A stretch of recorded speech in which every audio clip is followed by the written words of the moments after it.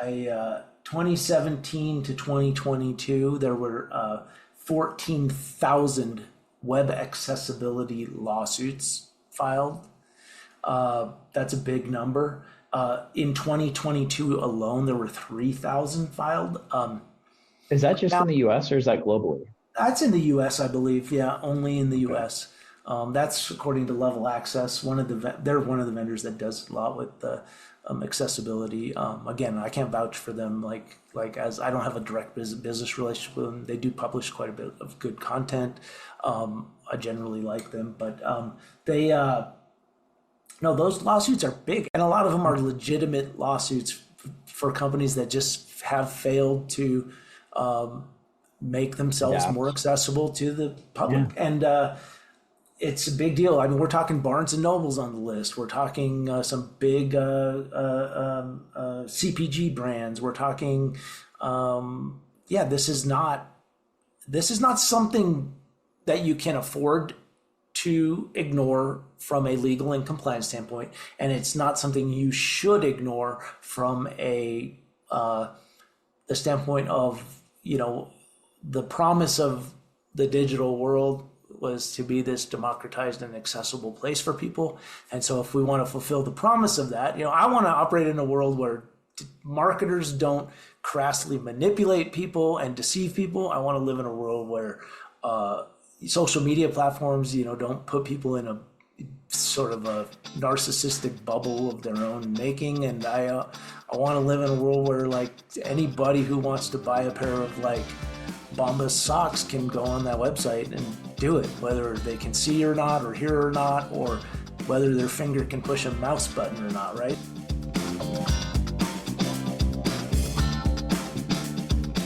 Get ready to deep dive into the world of digital transformation, where we explore the latest trends, innovations, and challenges shaking up industries. Join us as we decode the secrets behind successful digital strategies and hear from experts who are at the forefront of disrupting the status quo. In each episode, we'll unravel the mysteries of the digital realm and uncover the hidden opportunities that lie within. From artificial intelligence to blockchain, from automation to cybersecurity, we'll leave no digital stone unturned. But hold on tight, because this podcast isn't your average tech talk. We're injecting a hefty dose of wit and humor into every episode, making learning about digital transformation an absolute blast. So if you're ready to embrace the digital revolution with a smile on your face, tune in to the Digital Disruption Podcast and get ready to be entertained, informed, and inspired. Don't miss out on the fun. Subscribe now and join us on this wild digital journey.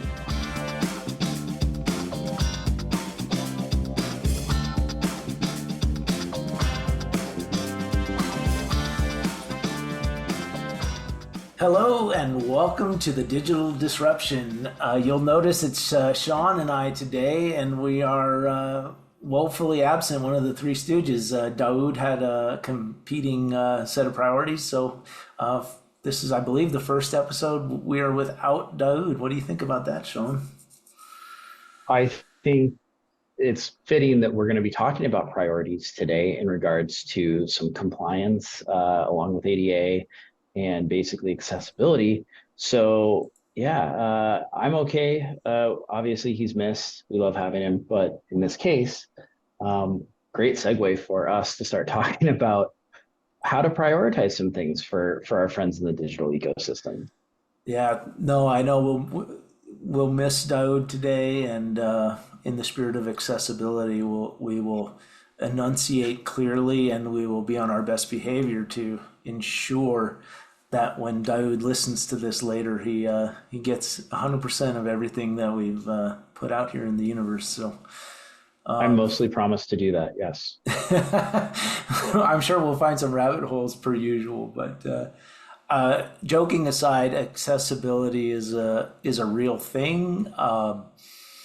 We'll get into some of the legal requirements that pertain to accessibility. More important to me is, if you believe in a world where whether you're fully able-bodied and fully cognitively capable and everything else, if you think that being able to freely navigate and access information and commerce on the internet. If you think that only applies to you if you're a fully able-bodied person or fully cognitively empowered, then I think that's just kind of a sad state of affairs. So accessibility is kind of meant, I would say, as a bit more of an ethical and a moral imperative than a legal one, though there are certainly some legal ramifications if you don't, because we do have this thing called the ADA in the United States, American with Disability Act, and specific provisions of that law. But again, if you're chasing legal compliance because you don't want to get sued, that just speaks a lot more about your character than anything else, because you should be thinking about your users and the experience of your websites and your apps. That said, we'll start with the legalities first. Sean, what does the ADA require of people?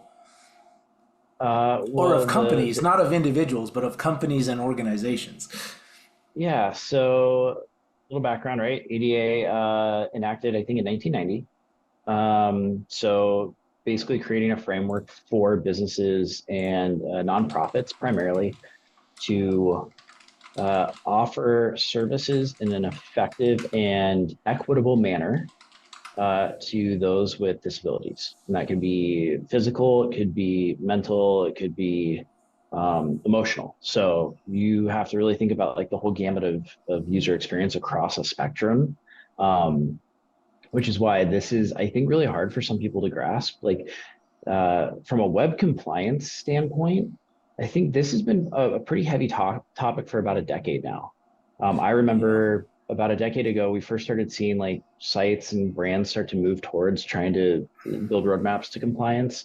Um, I think you had mentioned when we were talking about, before we got on here, something to the effect of like a pretty heavy amount of lawsuits after like 2017 is when you can start, or people, not to get into the litigious side of it before we talk more about this, but like there is impact here, like from a financial, potentially financial, and just brand tarnishing Yeah. aspect. Oh, absolutely. Yeah, and we'll get into that for sure. Before we jump forward to that real quick, because let's I just want to ask you a question here, because we're obviously gonna focus on the web and app accessibility aspects of this, but at least in its original inception, right, it has a lot more to do with like accommodation in public spaces, right? So like, can somebody navigate a sidewalk? Can they get from their car or a bus into a public building to conduct business, or to like go get a library book, or to get groceries, right? Like we're talking about like literally like the basic building blocks of like getting around in the world you inhabit, right? Like a lot of the ADA Yeah. provisions are kind of deal largely with like, is the world friendly to everybody who makes up your society, right? In a way that you can get around and have at least some basic accommodations of the Yeah, different like ways we're, a, yeah, a very core or easy example, right? Like most public businesses are required to have some sort of a wheelchair accessible type entrance, exactly. Yeah, or a non-stair entrance, right? Like that's a yeah, really basic version that that should have a handrail for those who are using that for support. Like there's a lot of pieces like that where it's like, well, that makes sense, right? yeah, You'd want people to be able to enter your business. We forget this online sometimes.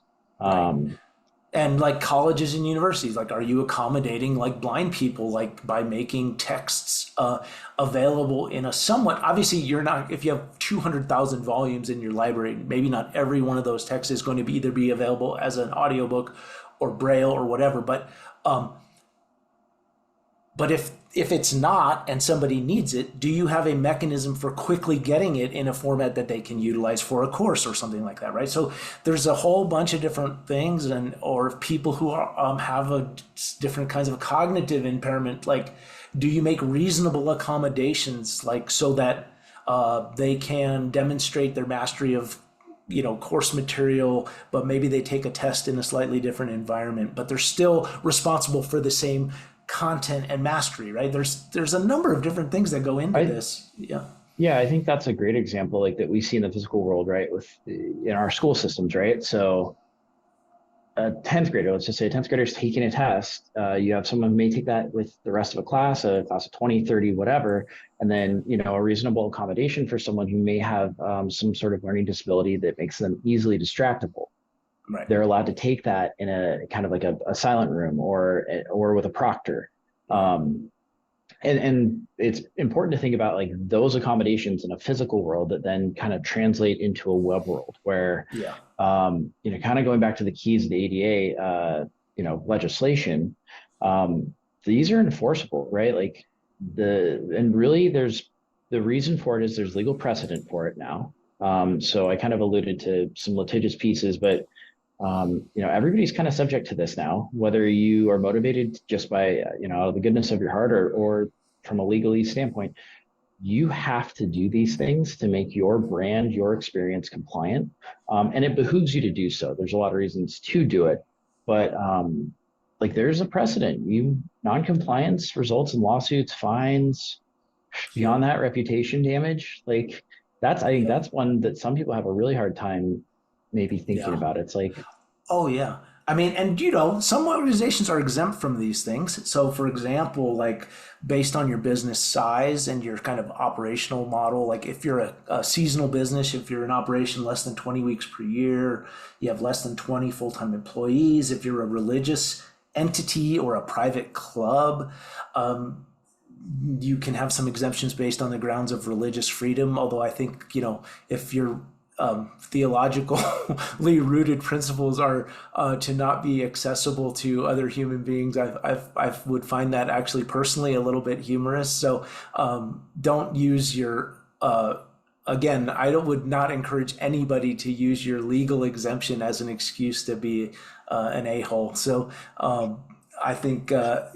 accommodating people of all shapes and stripes and abilities, I think, is generally a pretty a noble principle.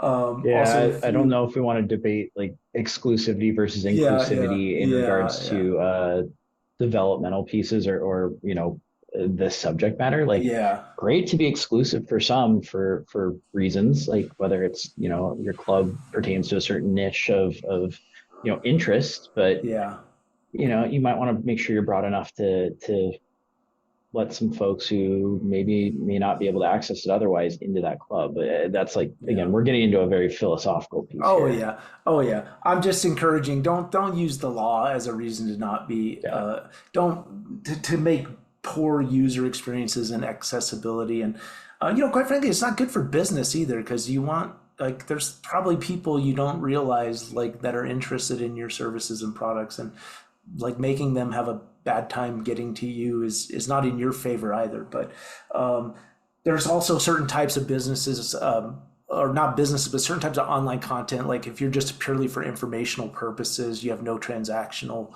model. You may also be exempt. Certain governmental websites, which that's ironic since the ADA is something promulgated by the government. And then certain financial thresholds. If you could legitimately demonstrate that adding alt tags to You your can't, website yeah, code and facilitate that. allowing people to use adaptive technologies to reach like it's be a stretch, but you might be able to demonstrate that. So that's how, yeah, we're talking about web accessibility, or let's say digital accessibility, because it would cover mobile apps as well. But um, Right. I mean, so this idea, right, of the internet being a bit of a, though it's not, it has come to be a kind of an essential piece of infrastructure and almost like a public utility, right? So there is this sense that these broad principles of that members of our society of the whole spectrum of capabilities within reason like should be able to access and navigate this thing we call the internet, right? And the digital world, right? So whether you're if you're blind, if you're hard of hearing, if you have one of the biggest I don't even know if it's a disability, it's so prevalent, but it is certainly it influences the way you experience the world, color blindness.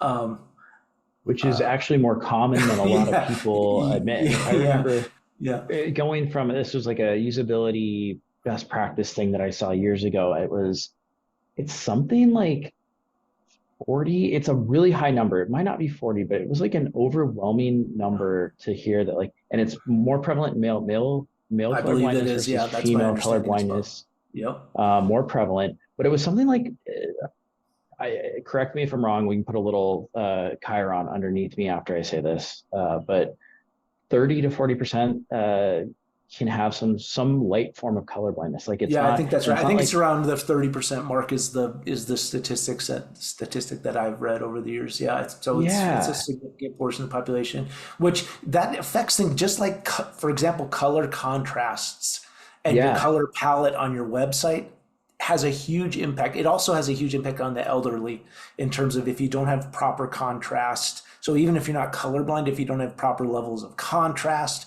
you make it extremely difficult for people to actually properly discern and read text on your website, font sizes, font face, all of these things, yep. right? And Well, physical impairments, yeah. that contrast one's hilarious because when you think about like the early days of web, and I remember when I was much younger, taking like HTML classes, like in high Mm-hmm. school, Yep. and we would build specifically, I built this like nutty website dedicated to my favorite goalies at the time. Right. And I tried to use like the team colors as my color palette for each goalie on a page. Ah, And so okay. if you can imagine, some people Nice. may not, this may not stick with, but Yeah. imagine you had a page written for the St. Louis Blues in blue and yellow. Right. And you're using Flash, by the way, because you're definitely throwing some weird animations in there. Oh I've got yeah. rotating text. I mean, that's definitely going to trigger a seizure. Oh That yeah. it would not work today. And the contrast issue, right? Like we actually know like blues and greens, like all these contrasting colors actually can create color confusion. Um, Yeah. and and and so when you think about, there were a lot of, I say this because there were a lot of websites, early 2000s before this legislation comes around that, and the 90s especially, right? Like you remember those old AOL based websites, Oh like, and yeah. web experiences, like you go, it's overwhelming, and it visually, and like, now we would call those poor, user experiences for sure, Yeah. but that was a standard. Oh Like, yeah, people were figuring things out and didn't quite, yeah, have a full. I mean, nobody had translated the principles of like typography and print like no, into the digital space yet, right? There's a reason why like you have the kerning you do in typography and white space standards and the information architecture that people, in the kind of um, like non-digital world developed. Like there's a reason why people did those things, and many of those principles sort of like translate over into the digital space. Just it took people a while to kind of incorporate some of those principles, and then and then also, yeah, it was Earthlinks just comes along and you start building these weird web pages. right, right. So but let's think about this, right? Like just from the standpoint of, right, you have people with like who are visually impaired, hearing impaired. You have people with different cognitive abilities. You have certain things that are just interesting, like um, color blindness. You have age related stuff. Macular degeneration. Just Yes. like just certain things. It's not as easy to see low contrast things when you get older. But even for some kids and for middle-aged people, it can be difficult. So again, there's a usability issue there, generally speaking. There are people with different kinds of physical abilities. Like some of it is like if you are somebody with very severe Parkinson's, like controlling a mouse could be extremely difficult. Or if Frustrating you're, to have to yeah, use, or if really. you are quadriplegic and you only use voice assisted kind of navigation of website. Or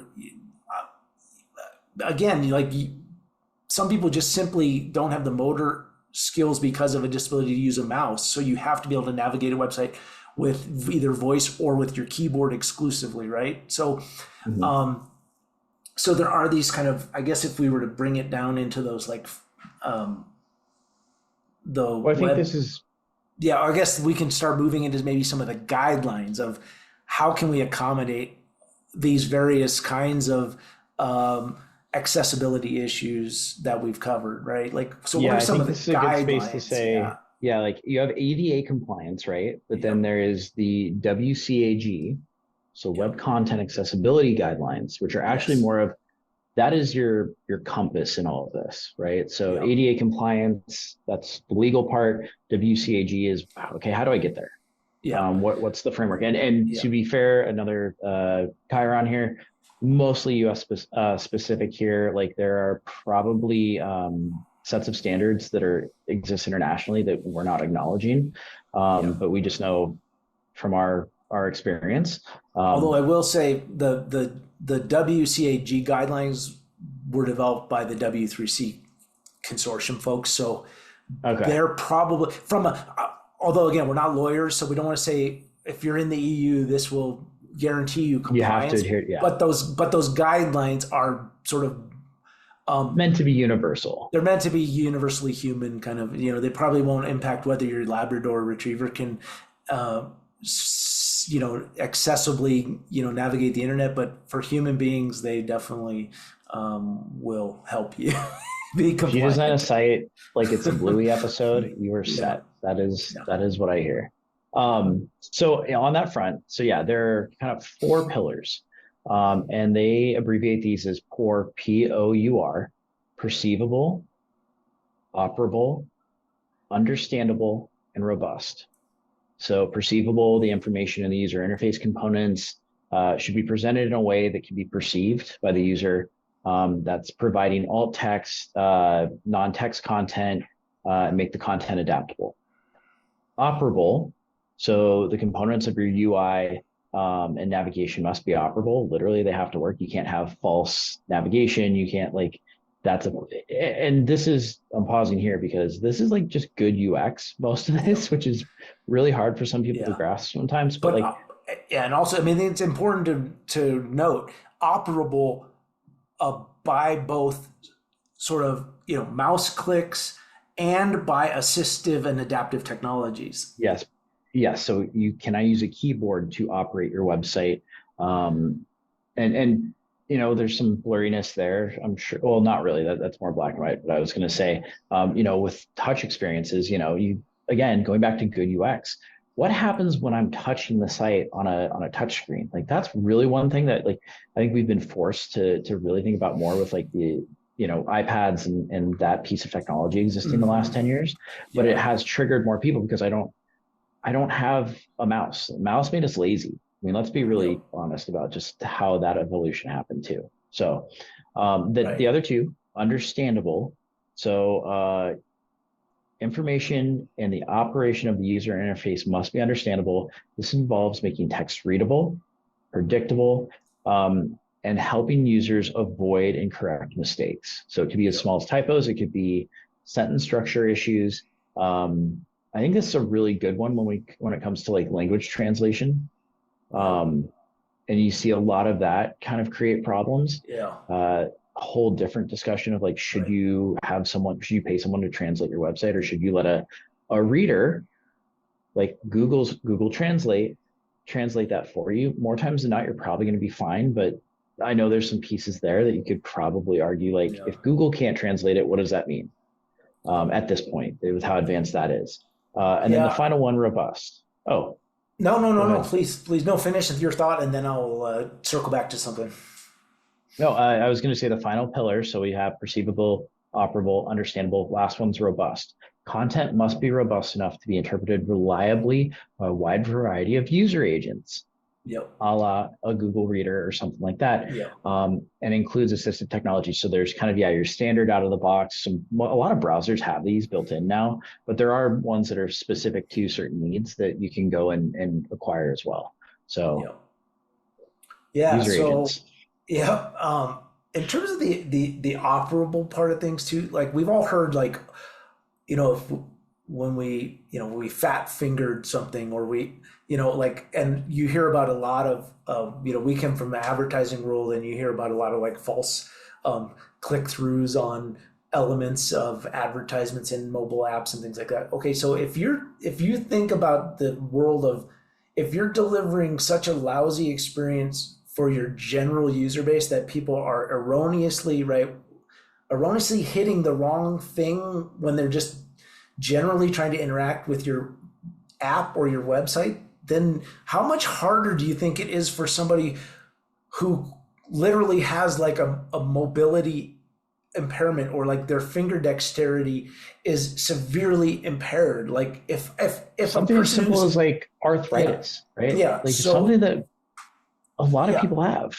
so all that's to say is, and I think, Sean, you said this at the top of the call, but many of these issues, now there's some that are particular to specific disabilities or needs. So I don't mean to diminish, like there are some specific things you must address to be truly Yes. accessible, but there are some things that are literally a factor of the worse your user experience is overall, the more exacerbated those problems are for people with uh, specific kinds of disabilities, or sort of like what do you call it, like neurodivergent, or Yeah. cognitive, like just people with different mental makeups and ways of interacting with the world. So I mean, not everything that makes us different is a disability, though I there I are think a truly there. Yeah. I think a great example of this is, and I know I don't think this is as common now, but when mobile web was becoming more prominent, a lot of people tried to usurp the hamburger menu. Do you remember Mm-hmm. this? Like, Mm-hmm. and so you'd go through these web design consults, or you'd be talking to brands and like, well, we don't want, like, that's not our brand. Now we all know, like, if you give a 5-year-old or a 60-year-old, and anywhere in between cognitive level, like if they see a hamburger menu, more times than not, they know they can click that and get the expanded menu Yeah. experience. There were brands that were trying to not provide that, or they like, well, Right. let's give it a different iconography. Right. Iconography is a huge piece of this too. Like Oh that's a great yes, way it of like is. Yeah. experience making and place making, like, and take it out of the digital world, right? Like the physical world. There's a Mm-hmm. reason why a lot of, like, you go to the restroom, and not to get into like gender identity specifically, but most restrooms have some sort of Yeah. visible indicator that has to look like something. And Yeah. then there's usually some sort of, especially in like professional settings, braille available for that Right. place as Yeah. well, Yeah. to delineate. And that Yeah. happens in the digital world too. Like if your iconography is not good, for Yeah. someone who may not have a cognitive lean to decipher like your written text, think about that next time. Like in Yeah. your page experiences, like, oh, what am I driving them to? But that the menu one sticks out to me so hard, because I Yeah. remember certain brands where we'd have to tell them, like, no, you can't do that. Like you have, Right. and Yeah. I For know I better or don't for love it worse, either. some things have become standards or expectations, and you will reduce cognitive friction for people if you comply with those emerging standards. That said, also that iconography from that operable principle, right? Just keep in mind, like that iconography and menu structure also needs to be operable in a screen reader kind of a format and other Yes. assistive inputs. So it, like, even so the iconography itself, which makes the content understandable and so somebody can navigate, but it also needs to be operable in a way that, like, a screen reader knows that that is a navigational menu, right? And how to click the underlying links and elements, right? So there's some broad considerations there for sure. Yeah, I think when you start to go through the frameworks, and again, taking this maybe back to W the WCAG, I was going to say ACG, and I knew that wasn't correct. The WCAG guidelines. So when you think about like, well, okay, what are the levels or varying degrees of this, right? So they define it as 3 levels. It's level A, level AA, and level AAA. So level A, most basic web accessibility features. This is essential for a user to access your content. They have a guidebook. They, like, you can go to their website. They have these labeled out for you. So when you go through and you're either doing a website refresh, or you're looking at a new website, and I will say most really good web design companies are designing with this in mind anyway. So, but always good to check with them, right? Like, do you guys comply with this?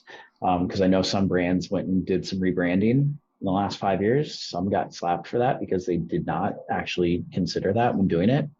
Um, Level 2, that's more of like the big rocks, or like the most common barriers for disabled users.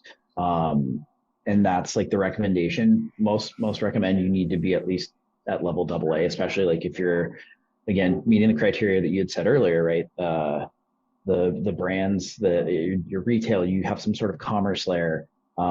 There's, you're not just an informational site. Like really, you should be aiming for AA, and then AAA is their highest standard. It is more complex, but if you can achieve that, I mean, you've pretty much checked all the boxes. You should be, I don't want to say insulated or protected against any legal issues, but like you're providing a great experience. Yeah, well, I think with level 3A is very, especially with the 2.2 guidelines, obviously, like new information emerges all the time, but Yeah. like if you committed your organization to be like AAA guideline compliant, like you would be a very accessible. Your digital space would be extraordinarily accessible. So it would be a commitment, like to be like, yes, we want people of all stripes of abilities, and any kind of relatively common disabilities, to be able to interact with our website, get the information they need, transact with us if you're a transactional company, if you're a services company, book services, whatever that would be. It would be a high bar, and it would be an awesome thing to do for sure. Here's a good question for you. Who owns that? Who in an organization then on the digital front should be owning that? Is it the designer? Is it the marketing director? Is it compliance? I would say the web product manager, like in terms of like, because you're like, before it gets into a designer's hands or into an architect's hands, right? Like you have to have some principle of, if we put it into sort of sprints and stories, kind of like if we put it into a story format of development, right? Like somebody has to specify, right? Like as a website user, like I want to be able to accomplish this task, and I want to adhere to this. Like this principle is like whether I'm blind, hard of hearing, right? Like, so it has to be, I have to be able to accomplish this task via keyboard, mouse. You have to have this principle. Web reader or user agent. Like you have to have this principle like when you're trying to devise like the actual use cases and the acceptance criteria that you're developing for these use cases, right? Like, now I think a good solution architect, those people you can introduce, right? You don't necessarily have to introduce those on an ad hoc basis to every ask.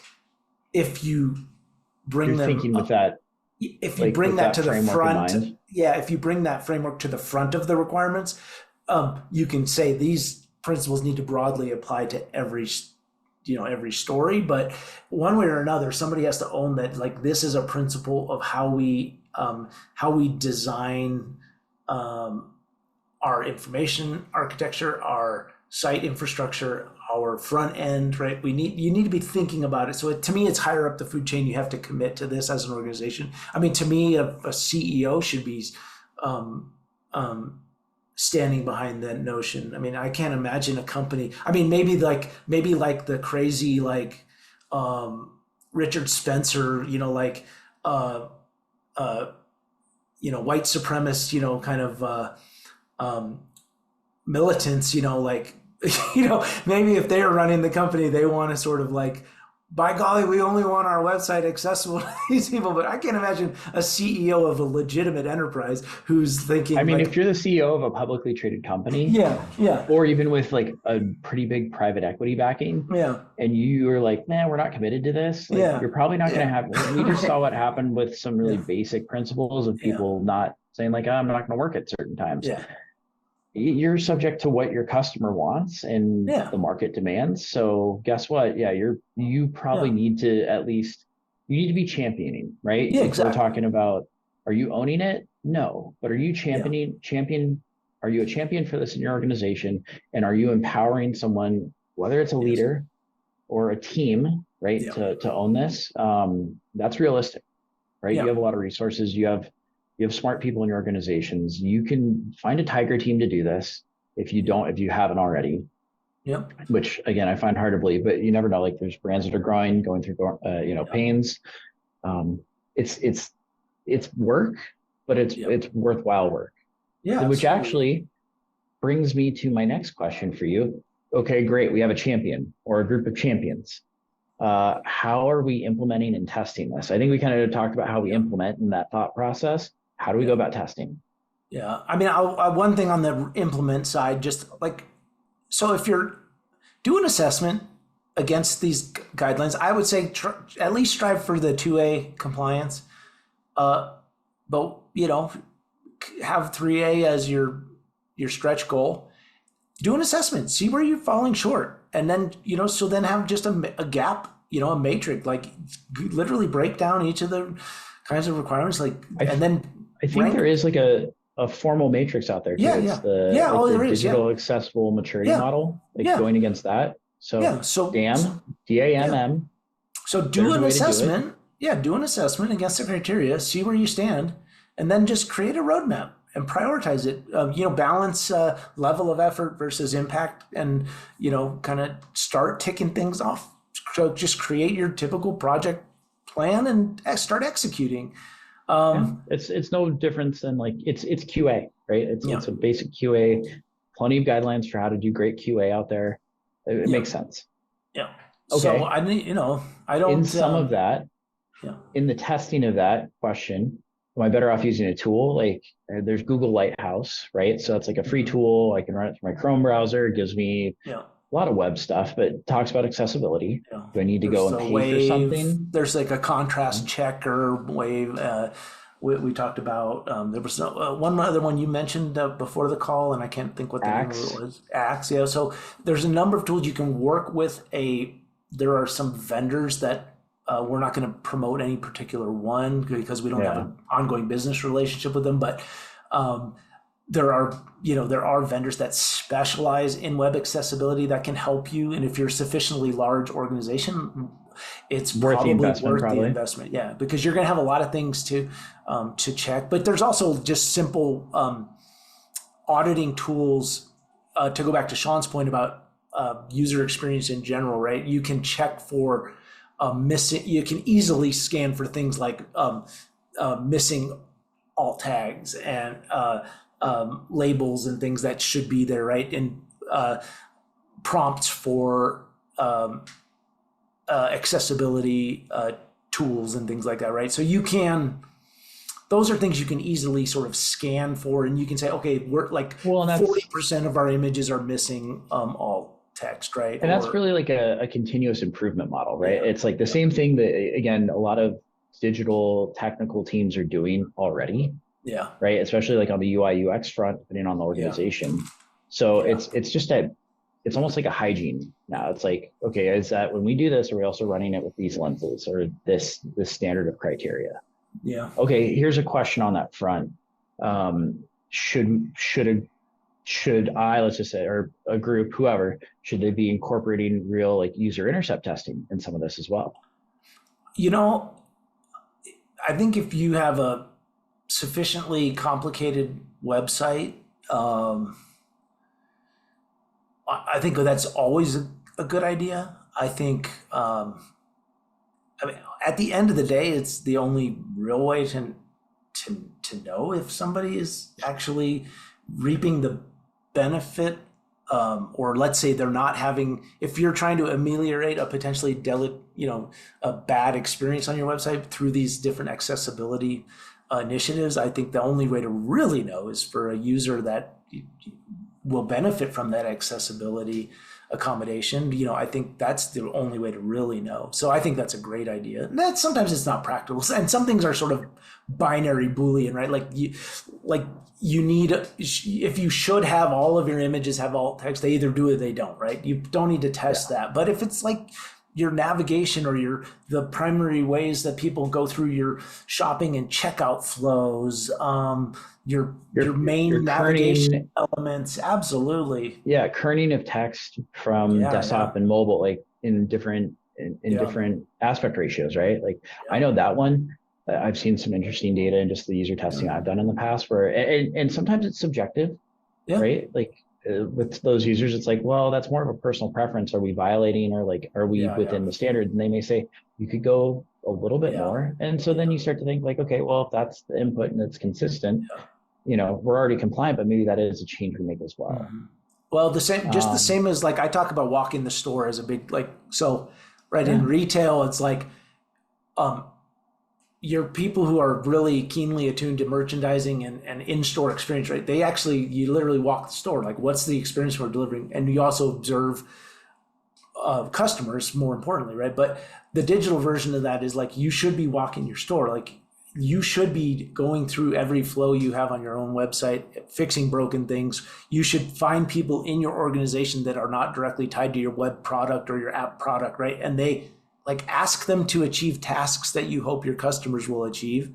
Um, and if they can't, like if they're having problems, that's a usability issue, right?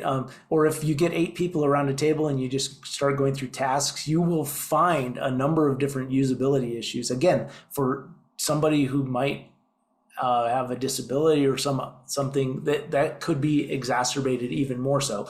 And then similarly, if you specifically are trying to address those issues for somebody who's hearing impaired, blind, etc., like by all means, like if you can get a focus group of people who are in that subset of society to test your changes because you are legitimately trying to deliver better experiences for those people, then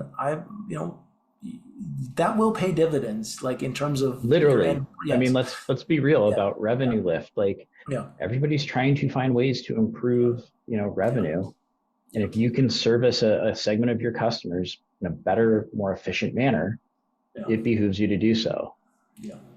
So Um, I think I mean not to go back to the legalese part, and we're like I said, we're certainly no lawyers, and thankful for it. I 2017 to 2022, there were 14,000 web accessibility lawsuits filed. That's a big number. In 2022 alone, there were 3,000 filed. is that just Now, in the US or is that globally? that's in the U.S., I believe. Yeah, only in the Okay. U.S. That's according to Level Access. They're one of the vendors that does a lot with the accessibility. Again, I can't vouch for them. Like as I don't have a direct business relationship with them. They do publish quite a bit of good content. I generally like them, but they no, those lawsuits are big, and we're not talking about little tiny companies. These are, and some of them are undoubtedly kind of nuisance lawsuits of big brands where people are like see an opportunity for money. But you know what? That is part of the litigious world we live in, and a lot of them are legitimate lawsuits for companies that just have failed to make themselves more Adapt. accessible to the Yeah. public. And it's a big deal. I mean, we're talking Barnes and Nobles on the list. We're talking some big CPG brands. We're talking, yeah. This is not something that you can afford to ignore from a legal and compliance standpoint, and it's not something you should ignore from the standpoint of the promise of the digital world was to be this democratized and accessible place for people. And so if we want to fulfill the promise of that, I want to operate in a world where marketers don't crassly manipulate people and deceive people. I want to live in a world where social media platforms, don't put people in a sort of a narcissistic bubble of their own making. And I want to live in a world where like anybody who wants to buy a pair of like Bombas socks can go on that website and do it, whether they can see or not, or hear or not, or whether their finger can push a mouse button or not, right? Like Bombas with a great mission, donating a pair for every pair sold. Bombas, if you're listening and you want to pair up with us, let us know. No, I mean, Yeah, got to get that plug in there. yeah, yeah, of course. But I mean, I actually think that the world would be better if we make, like, we operate in this digital sort of landscape for work. when I'm not doing work, I like to go fishing and hunting and all these other things. But what I do for work, I would like that to sort of fulfill on its promise of being a space where people can access information, transact, connect with people.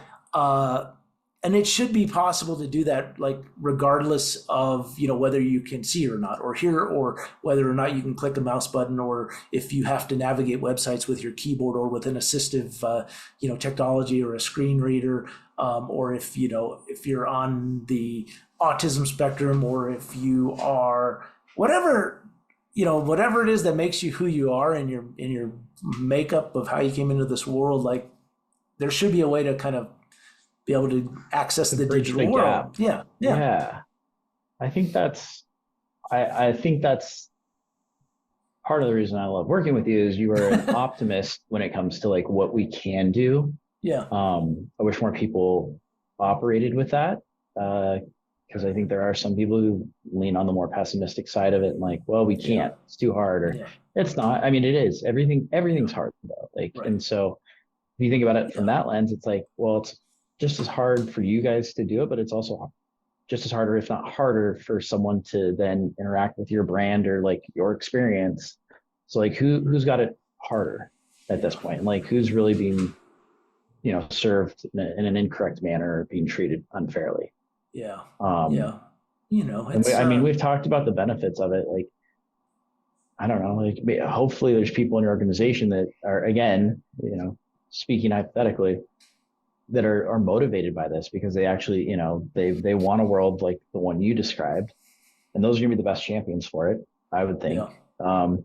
Selfishly, like coming from the digital side as well, beyond that, you have benefits to other things, like performance will improve. Yeah. Your SEO gets better, your conversion rates get better, your UI gets better. Like you can kind of have it on both sides if you're committed to something like this. It's not just, I have to do this. What a burden. It's not. No. Yeah. It's like finding a way to prioritize and make some improvements is, it's a worthwhile investment for sure. And it is certainly from the standpoint of digital maturity. I think it has a big, especially if you think of maturity in the sense of, like the benefit of time and experience and like wisdom accrued, through hard lessons, right? Like maturity indicates like that you should be doing things better today than you were 10 years ago. And so if you can incorporate some idea of making it easier for people to connect with you and accomplish what they came to you to accomplish, then I think that represents some level of maturity. I would say so. Well, as usual, we've gone down some rabbit holes. We've gone over on time. We were going to try and keep it to a nice, clean 30 minutes today, and we've had plenty. Not possible. So, well, Dawood, you were sorely missed.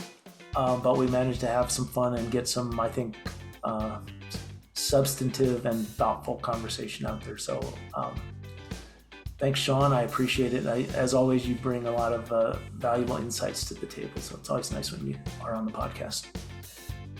Always happy to be here. Hopefully we'll not miss you too long here. We'll see you on the next episode. And thank you, Patrick, for an engaging dialogue on this, which it's good to have a refresh on stuff like this. Like we really get caught up in a lot of the data pieces, but like this is good to think about too. Absolutely. Thank you, my man.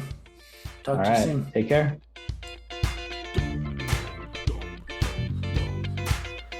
And that's a wrap for this episode of the Digital Disruption Podcast. We hope you enjoyed our deep dive into the world of digital transformation and gained valuable insights to help navigate the ever-changing landscape. If you have any questions, comments, or suggestions for future episodes, we'd love to hear from you. You can reach us on our website, e-CENS.com, or connect with us on social media. Don't forget to subscribe to our podcast and stay tuned for more exciting discussions on the forefront of digital innovation. Remember, the future is now, and it's time to embrace the power of transformation. Thanks for listening, and until next time.